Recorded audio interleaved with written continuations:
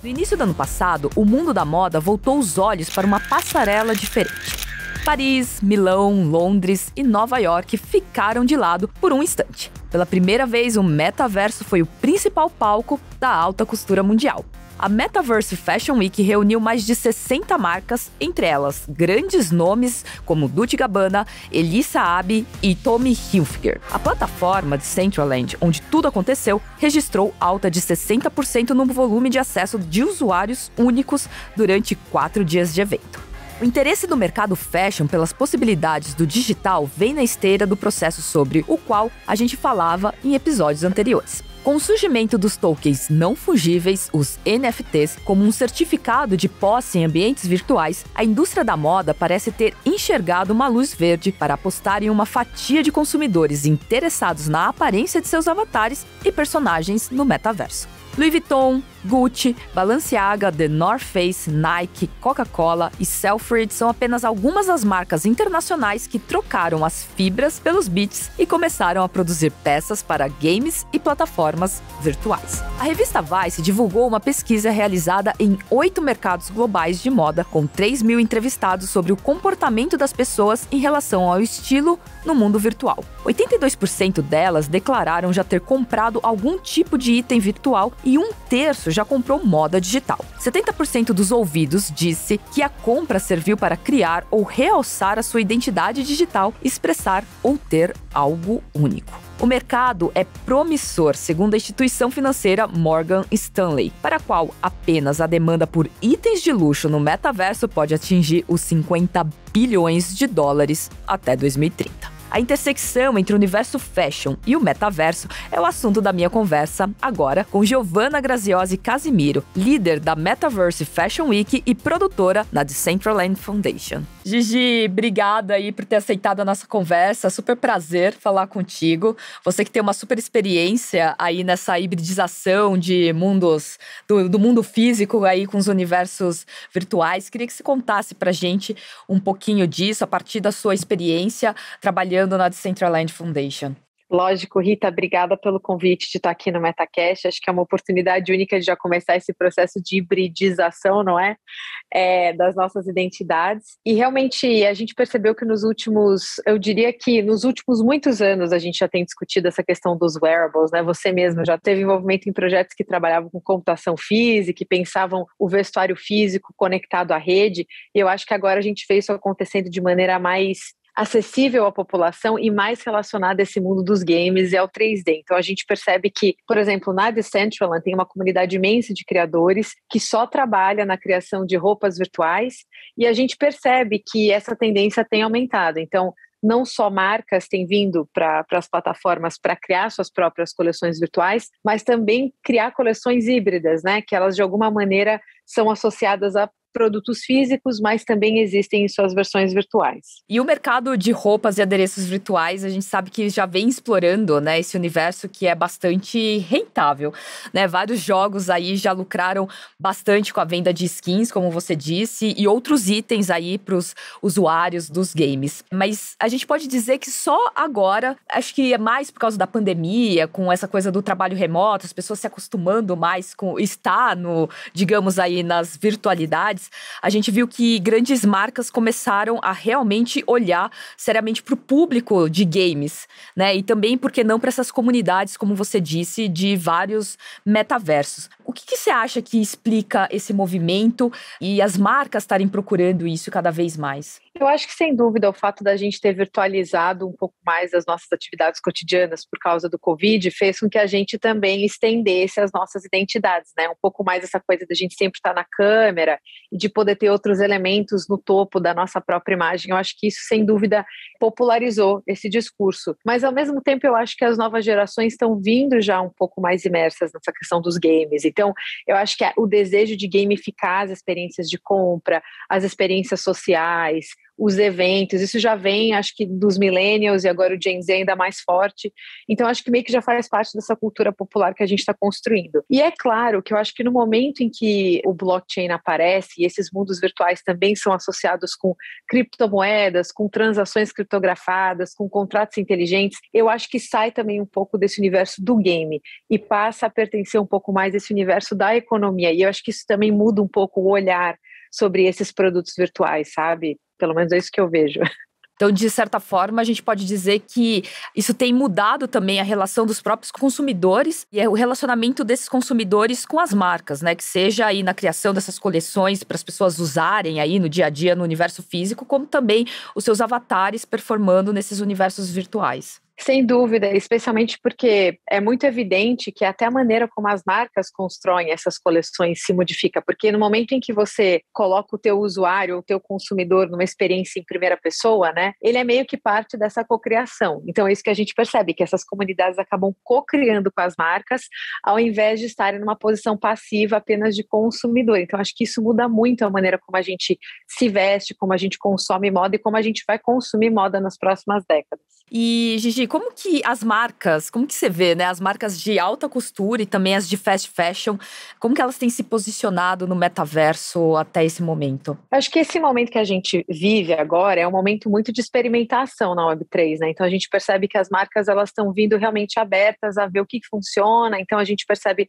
que algumas marcas às vezes tentam associar um projeto de NFT com roupas virtuais, outras de fato tentam vender roupas virtuais sozinhas, outras tentam associar produtos físicos com roupinhas virtuais, então meio que você pode usar a sua roupa virtual como um voucher que te dá direito a um produto físico, e algumas marcas se apropriam desse espaço da Web3 mais para criar mesmo um discurso, uma história, né, para fazer uma contação de história, uma expansão da marca e um branding. Eu acho que a gente está há alguns anos ainda, talvez não muitos, 2, de marcas realmente fazerem revenue no metaverso da mesma maneira que elas fazem nas lojas físicas, mas eu acho que já é uma ferramenta muito forte de você aumentar o seu revenue em loja por meio dessas interações no espaço virtual, sabe? E também escalar a tua loja a nível global, o discurso dessa loja mais no nível global do que local. E você, assim, da tua experiência, você já viu que algumas marcas, inclusive, chegaram a aumentar vendas por causa de lançamentos nos universos virtuais, né, em games? Como que tá essa relação?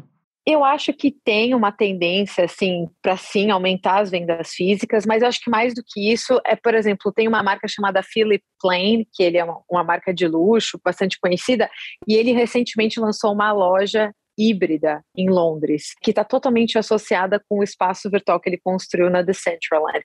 E aí eu acho que é interessante a gente ver esse caso, porque nesse ponto você tecnicamente está engajando o teu consumidor a comprar o dobro, né? Ou se você pensar, porque você compra um objeto físico, um objeto virtual, e eu acho que é um pouco isso. Então, de certa maneira, a gente pode até em algum momento fazer um levantamento dessas estatísticas e trazer aqui de novo para o público ouvir.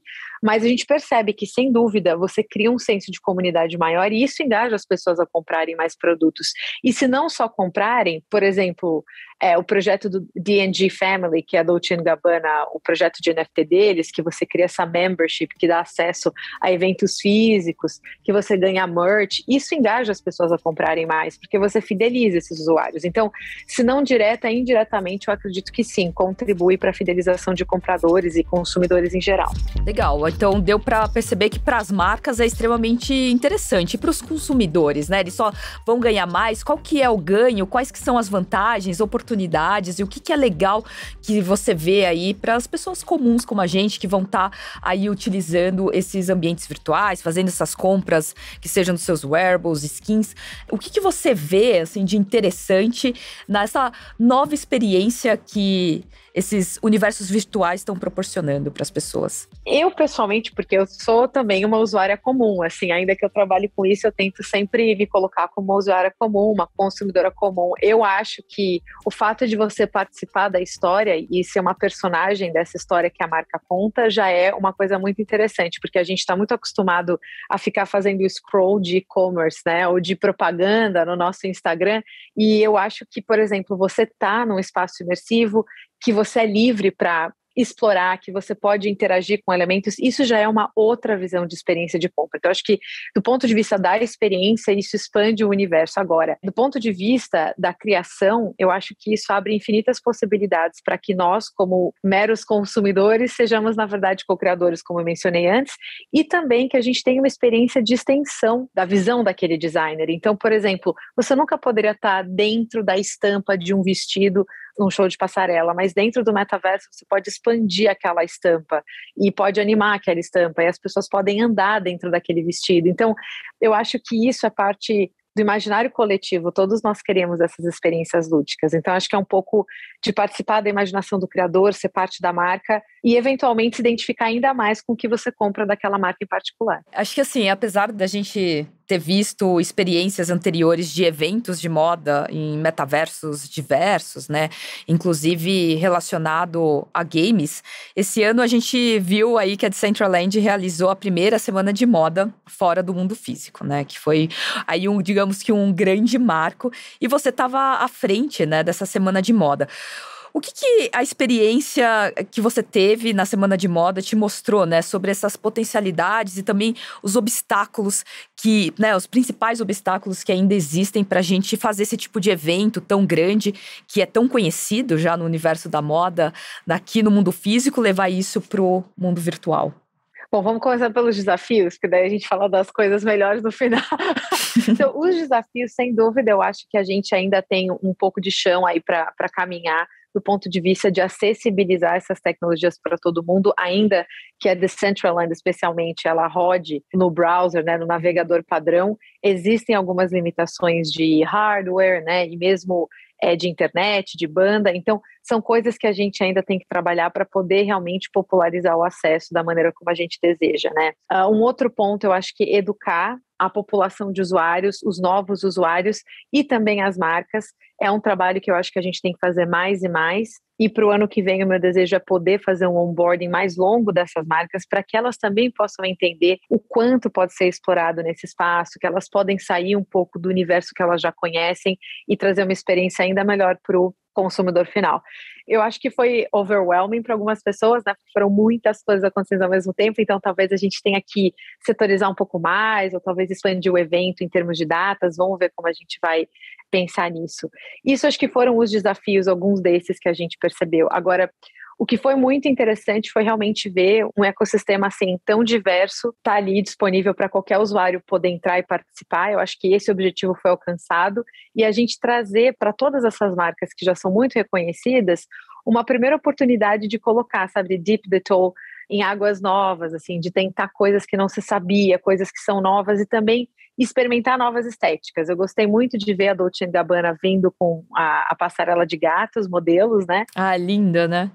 Eu achei que foi muito criativo deles brincarem com essa coisa de catwalk, ter os gatos, e muitas outras marcas fizeram um trabalho excelente em realmente entrar no metaverso e experimentar outras estéticas. Então, eu acho que foi um marco por isso, porque foram muitas mãos, a comunidade inteira de criadores da Decentraland teve a oportunidade de trabalhar com essas marcas, então foi um marco para a moda, mas eu acho que um marco também que representa o início de chancelar essa nova indústria criativa que nasce da Web3, sabe? E, assim, pra mim ficou sempre uma curiosidade, porque eu, obviamente, não conseguia acompanhar a Semana de Moda e eu queria ter visto muita coisa, né? E quando a gente fala de Semana de Moda, a gente pode procurar os vídeos na internet, ver uma certa documentação. E nos metaversos, acho que diferente do que a gente tem na internet hoje, né? Uma forma de interação assíncrona no metaverso, as coisas são ali, elas estão acontecendo naquele tempo, espaço agora, né? O metaverso, a gente pode dizer que não tem memória. Como que as pessoas, elas podem, de certa forma, voltar na primeira semana de moda, conseguir acessar isso? Existe alguma forma disso acontecer? Ou quem perdeu, perdeu?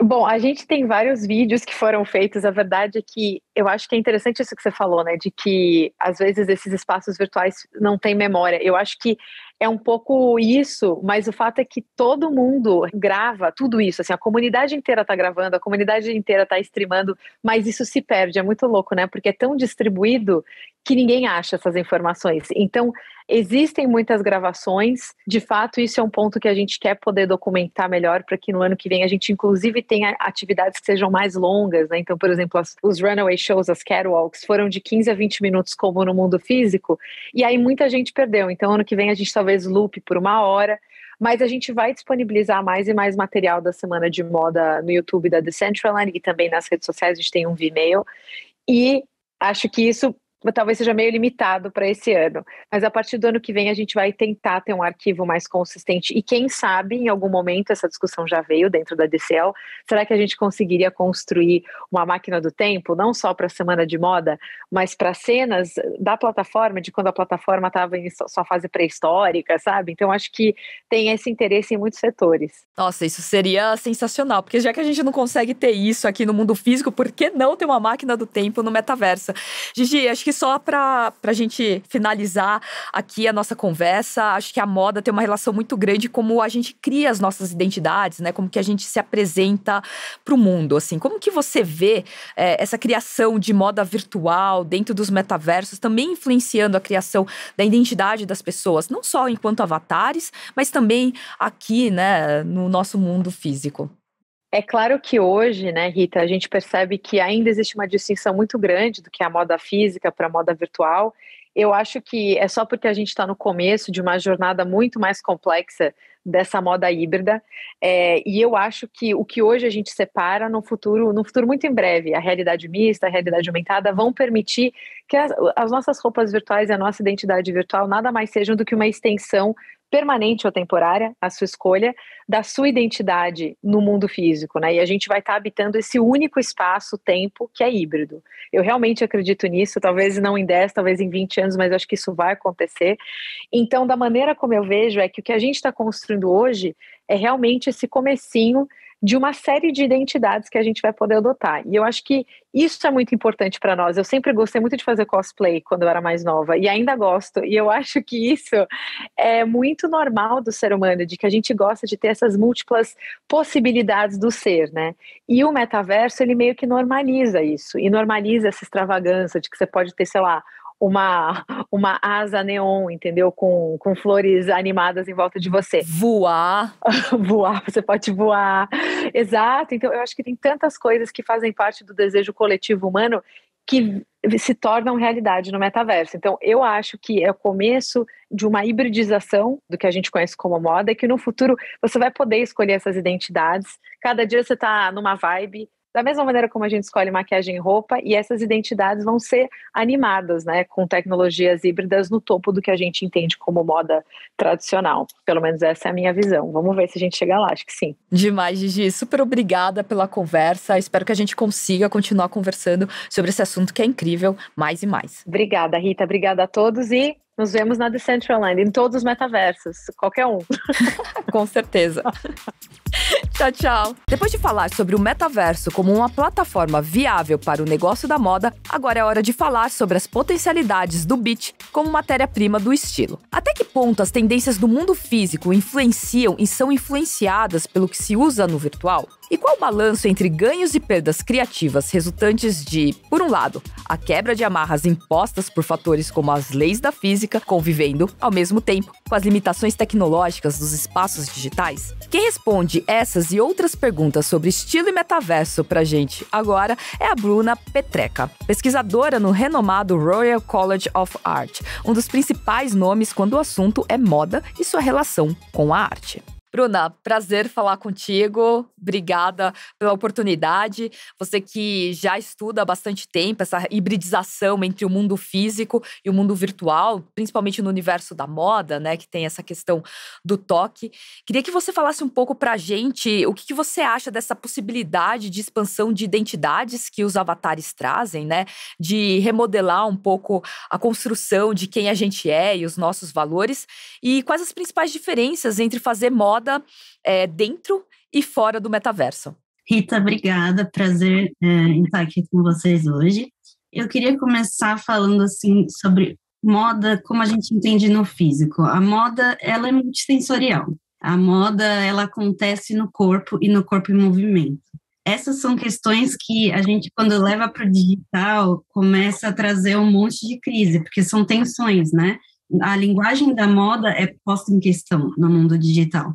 Mas a linguagem da moda está se refazendo, está se transformando. O que pode acontecer quando os meios de produção e de comunicação da moda vão ficando muito mais focados, por enquanto, no visual. Esse visual vai ter que dar conta de muito mais coisa, né? Porque, como você trouxe aí nessa introdução, eu pesquiso muito a sensação do toque, principalmente o vestir da roupa. O que acontece? Que corpo é esse que vai para o digital? Como você falou, que identidades são essas que são formadas?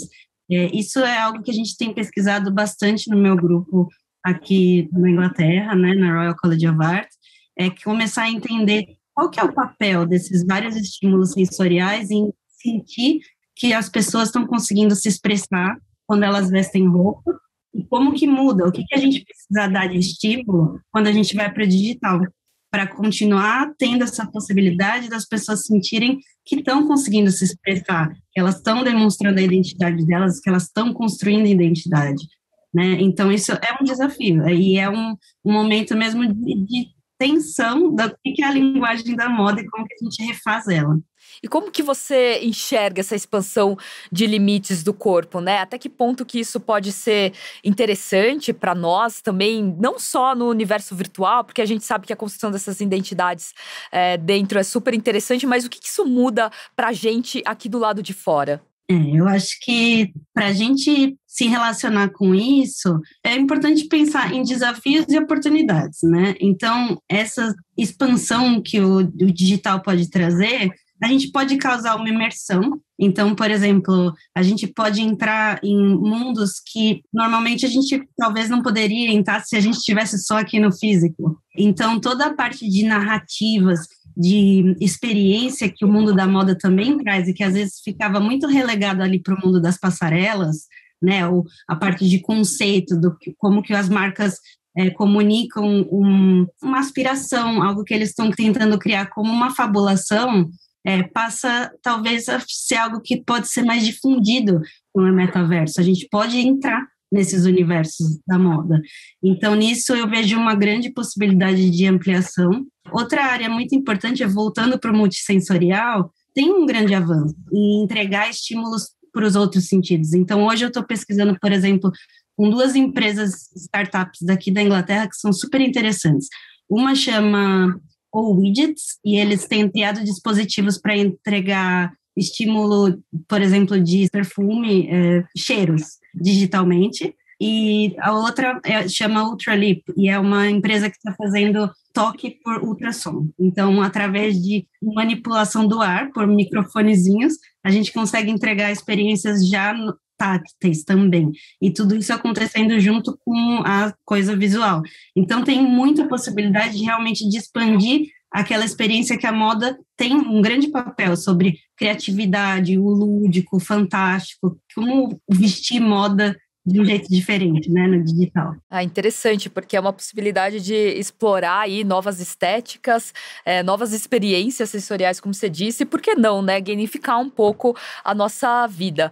Mas, Bruna, quando a gente olha, assim, para a moda, né, focada no metaverso, a gente sabe que são inúmeras as tendências, né, e é muito variado também o número de metaverso e também das tendências que são criadas nesses universos diferentes. O que você tem observado sobre o comportamento dos consumidores e também dos produtores de moda digital? Você que está perto dessa galera. Eu acho que dos consumidores tem essa vontade de criar certos, assim como a gente tinha com a moda mesmo, criar certos grupos, certas tribos de aproximação, que acontece muito até por conta dos jogos, né? Então, por exemplo, os tipos de jogos que emergiram durante a pandemia, onde a moda começou a ficar mais enfatizada, que nem Animal Crossing, é super interessante de ver as pessoas também, de repente, passando a expressar certos aspectos da personalidade delas que elas não iam expressar se fosse no mundo físico. Mas, assim, quanto aos consumidores, ainda é uma coisa um pouco nicho quando a gente fala dessa parte mais gamificada da experiência. Ainda são as pessoas que estão mais dispostas a usar tecnologia. Uma outra parte, eu acho que são os consumidores que têm talvez uma abertura para uma coisa mais funcional, que seria um metaverso mais light, com realidade aumentada, por exemplo. Se você tem um aplicativo que deixa experimentar a roupa digitalmente, com realidade aumentada, antes de comprar a roupa, para ter mais certeza do que você está comprando. Isso é uma forma, eu acho que é uma versão light do metaverso e que é uma coisa que está mais possível de chegar próximo dos consumidores. Para os produtores, é a questão ainda desse paradigma de como tentar superar aquela ideia, vontade de imitar a experiência física e pensar o que pode ser esse digital. Bom, Bruna, como você disse, a gente já está vendo, né, essa hibridização dos universos virtuais aqui com o nosso mundo físico. E a gente também já viu vários exemplos de como o metaverso tem influenciado aqui o mundo físico. Um deles foi a coleção aí da Louis Vuitton, que foi inspirada na estética do jogo League of Legends. Você acha que já é possível a gente falar numa mudança desses dois universos a partir de experiências mais imersivas, mais intensas de interação nesses universos físicos? O quanto que isso pode mudar o como as pessoas veem a moda hoje e como que elas vão ver no futuro, né, a partir de estando mais conectado? Olha, Rita, eu acho que essa interação maior que você está colocando aqui, ela faz a gente repensar muito a materialidade da moda. Eu acho que essa interação entre o físico e o digital e esse mundo onde a gente passa a oscilar entre o metaverso e o mundo físico, ele realmente cria essa possibilidade de como as experiências podem ser expandidas. Eu acho que tem dois jeitos principais que eu vejo hoje isso acontecer, essa expansão. Um é de utilizar ferramentas digitais como uma forma de imersão, então poder levar as pessoas para dimensões intangíveis dos produtos mesmo. Então, como que eu vou revelar, por exemplo, o que é? A gente tem falado muito de economia circular, mas o que é a circularidade? É uma coisa tão abstrata para as pessoas. Eu poder mostrar, então, imergir a pessoa no mundo da proveniência, onde esse produto veio, colocar ela lá no meio da história dos artesãos, fazendo alguma parte da produção, revelar o valor dos processos, tanto quanto da origem, é uma forma, por exemplo, que seria sensacional de trazer mais nessa interface.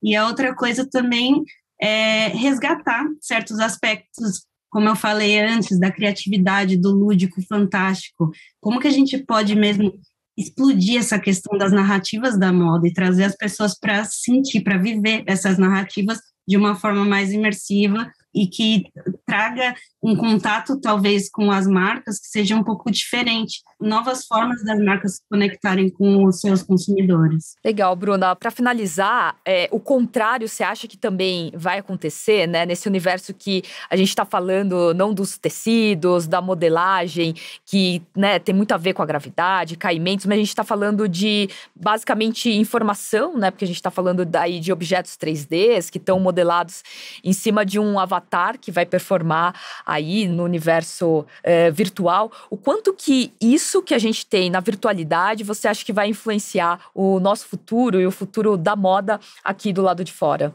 Olha, Rita, acho que essa pergunta é super importante e relevante a gente pensar, especialmente no contexto de sustentabilidade. Como que a gente pode usar dessa oportunidade de fazer o mundo digital quase como um teste também, né? Prototipar as coisas para que quando a gente traga elas para o real, tenha já passado por ali um teste de experiência, de que as pessoas realmente já estão satisfeitas com aquilo que vai ser feito do material, mas também de expandir, buscar novas formas de criar materialidade, né? E que talvez, de novo, prototipar a experiência no digital pode ser uma forma de expandir o que a gente conseguia hoje fazer só com o físico, só usando das ferramentas que a gente tinha até agora. Legal, Bruna. Obrigada pela conversa. Foi demais. Obrigada, Rita. O MetaCast CNN vai chegando ao fim. Obrigada pela companhia e não perca o próximo episódio. A gente vai falar sobre meta-arquitetura.